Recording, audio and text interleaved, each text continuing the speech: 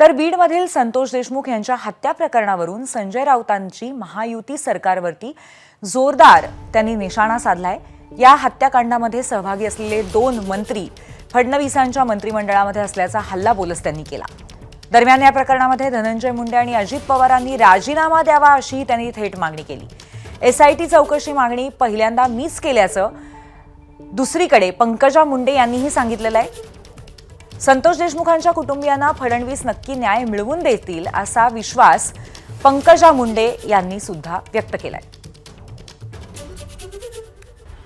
बीडमधल्या हत्याकांडांचा गुन्हेगारीचा सूत्रधार हा तुमच्या मंत्रिमंडळात आहे। तुम्हाला लाज वाटली पाहिजे देवेंद्र फडणवीस। एक नाही 2 मंत्री त्या भागातले ज्यांनी ही हत्याकांड घडवलेली आहेत हे तुमच्या मंत्रिमंडळामध्ये आहेत। कोणी भाजपमध्ये आहे तर कोणी अजित पवारांच्या मंत्रिमंडळात आहे। शाहू फुले आंबेडकरांची नावं घेता ना तुम्ही? तुम्हाला लाज वाटते का यांची नावं घ्यायला? असा त्यांनी महाराष्ट्र घडवा असं कधी मार्गदर्शन केल्याचं माझ्या तरी स्मरणात नाही।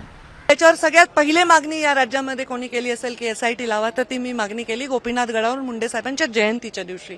आणि त्या क्रूर प्रकरणाविषयी मी तीव्र संताप आणि निषेध केलेला आहे।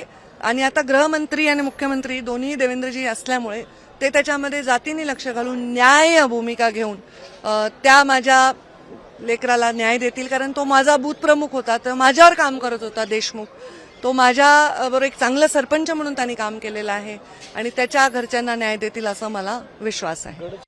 असं आहे की जर लोकभावना इतकी तीव्र आहे, धनंजय मुंडे यांनी नैतिकतेच्या मुद्द्यावर राजीनामा दिला पाहिजे। मी नैतिकतेचा प्रश्न काय, देवेंद्र फडणवीस आणि नैतिकतेच्या मुद्द्यावर मुंड्यांचा राजीनामा घेतला पाहिजे।